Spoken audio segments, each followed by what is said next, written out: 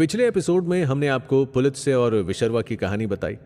अब आप सोच रहे होंगे कि हम आपको पुलित्से, विशर्वा और कुबेर के बारे में क्यों बता रहे हैं। दरअसल कुबेर के पिता विशर्वा ही दशानन रावण के भी पिता थे।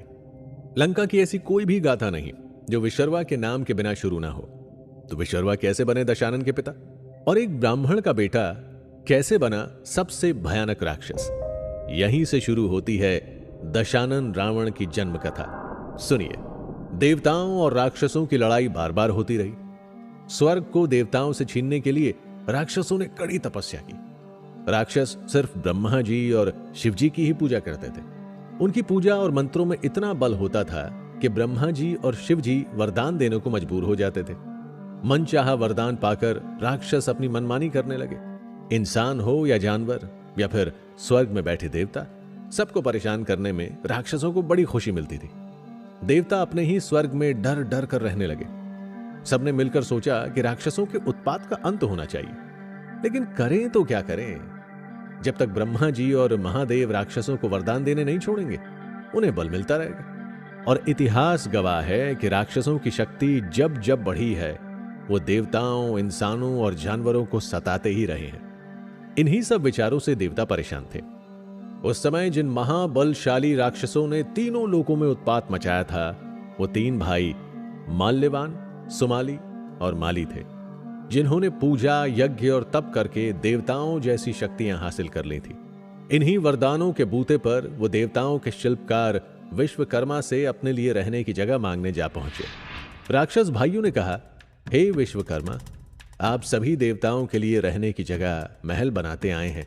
हमें भी कोई ऐसी जगह बताइए जहां देवता ना पहुंच सके और हम अपने राक्षस वंश को आगे बढ़ा सके। तब विश्वकर्मा ने राक्षसों को त्रिकुट पर्वत के शिखर पर बसी लंका नगरी भेजा। तब से ही लंका राक्षसों की नगरी बन गई। लंका जाकर राक्षसों ने और तप किए और अपनी शक्ति कई गुना बढ़ा ली। फिर सबसे पहले राक्षसों ने स्वर्ग पर हमला किया और उसे अपने कब्जे में ले लिया। देवता हार गए और डरे सहमे देवता भोलेनाथ से रक्षा मांगने कैलाश जा पहुंचे। देवताओं ने शिवजी से कहा, हे महादेव, राक्षसों का अत्याचार अपने चरम पर पहुंच चुका है। उन्होंने हमसे हमारा स्वर्ग भी छीन लिया। कृपा करके हमारी रक्षा करें। तब भोलेनाथ ने कहा, हे देवताओं, मैं उन राक्षसों को किसी भी तरह से नुकसान नहीं पहुंचा सकता, क्योंकि उन्हें मुझसे ही वरदान मिला हुआ है। लेकिन आपको एक उपाय बताता हूं। अब अगर कोई आपको राक्षसों से मुक्ति दिला सकता है तो वो सिर्फ श्री हरि विष्णु ही हैं। आप सब तो जानते ही हैं, समुद्र मंथन के समय जब श्री हरि ने सुंदरी रूप लेकर राक्षसों से धोखे से अमृत ले लिया, तभी से राक्षस उन्हें अपना दुश्मन मानते।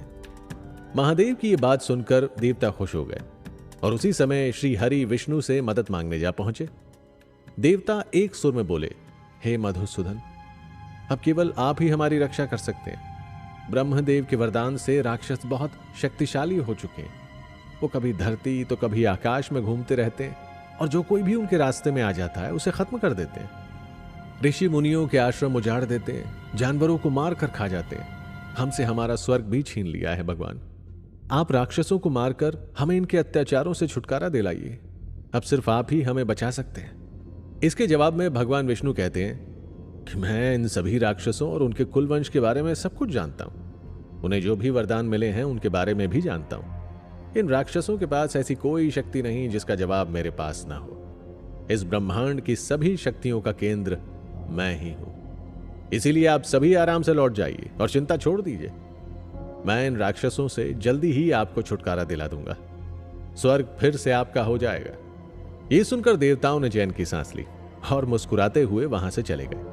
क्या इन तीनों राक्षसों का रावण से कोई रिश्ता था? अगर हां तो क्या था? ये जानने के लिए सुनते रहिए original series Ravan, a devotee और अ डीमन।